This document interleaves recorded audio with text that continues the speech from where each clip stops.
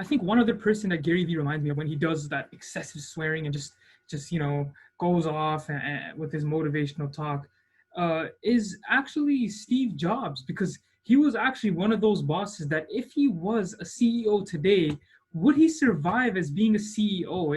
You really question that. I mean, I don't know if you've read or heard of Steve Jobs' story. I'm sure you have, right? But he used to really berate people and go off on them if they didn't do something right, and he'd fire people on the spot, or people that he had to do business with. He'd really go off on them. There were stories with him and Kevin O'Leary, him and Steve Wozniak, and many other people where there have been instances of conflict, and it might be due to pressure, but would he survive as a CEO today is my question. I mean, people who talk like that or treat other people like that, it's one of the most important parts of society in this day and age. So Well, I think you've answered the question, Anish, is no, he would have had to adapt his policy, which he did. yeah, His 20 years going, starting Apple and then getting fired from Apple.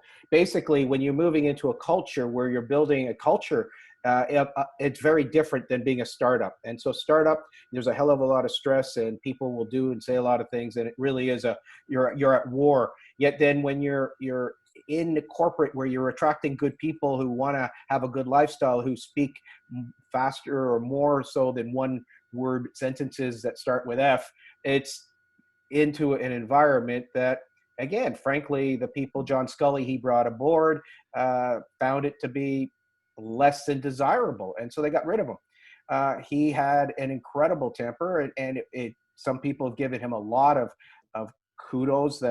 His creativity, and yes, he had some great skills, yet people skills weren't necessarily one of his great skills.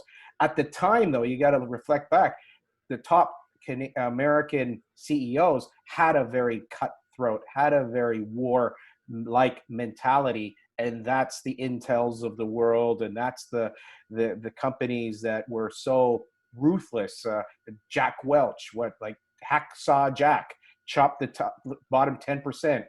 You could be a great performer. You went to Wharton, you went to Harvard, bottom 10%, you're out. So there was a yeah, I heard about mentality that. 30 years ago that was fine. These days, to attract good people, to have people stay with you, they have to have a different type of environment.